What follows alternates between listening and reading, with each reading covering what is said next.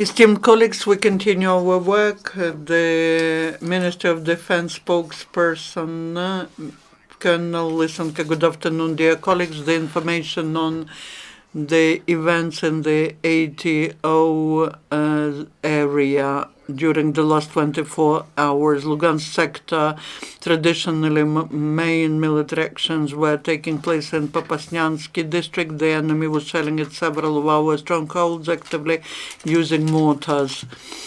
More than 20 mines were launched at our positions. Most of the shellings took place in the second half of the day.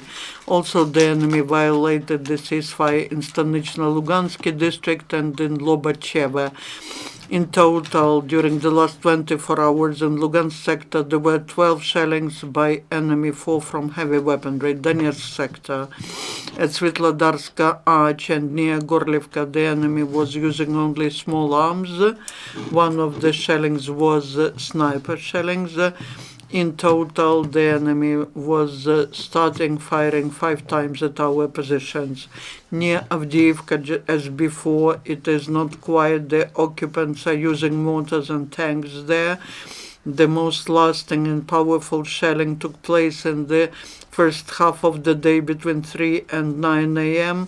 The enemy was firing from eastern direction, from Yasenovata. Yesterday, about 3:40 p.m., the militants hit the private house in Avdiivka, and the result, 68-year-old woman was wounded. She received an injury in forearms and burns. She was taken to the hospital. The house is completely eliminated. 2 more enemy firings were in Nivelska. One of them was from mortars.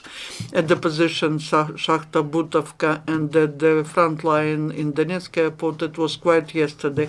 In total, in Donetsk sector, there were 14 enemy shellings, 3 of them from heavy weaponry yesterday. Mariupolsky sector, the military actions were taking place only in Mariinsky district and the section of the front line, Pavlopil, Shirokino, in Krasnogorovka and Marinka. The enemy was using mortars and Vodene 122mm guns. 30 mines and shells were launched of different caliber. Despite the reduction of intensity of military actions, the Ukrainian troops are ready to react to the aggressive actions of occupants. Yesterday, in Mariupolsky sector, there were 24 shellings by the enemy, 4 from heavy weaponry. Yesterday, there are no killed Ukrainian servicemen.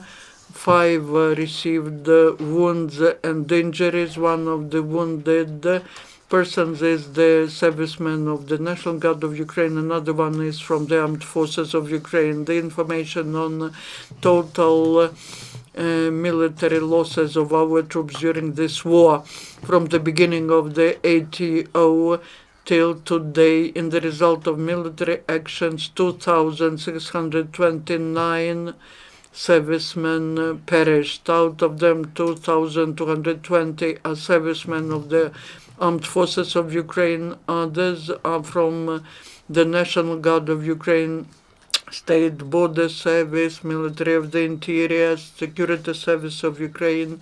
Also from the beginning of anti-terrorist operation till today, in the result of military actions, 9,453 servicemen were wounded. Out of them, 7,674 are the servicemen of the Armed Forces of Ukraine. According to military reconnaissance on the occupied territory, the preparation to so-called trainings of those who have to conduct military service continues. Some military commissariats sent the notes to the people who are under 50. The trainings will be held in April, May. The commandership is planning to forcefully recruit to the army, to the so-called First Army Corps of the armed forces.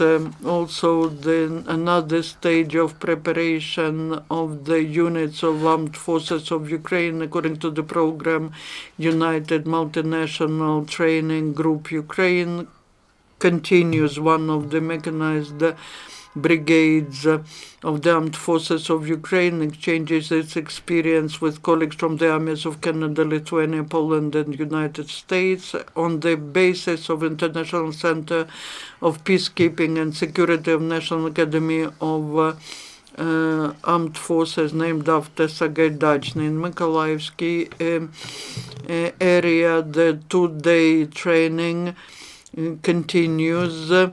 The 700 reservists from different districts of the region participate in it. The training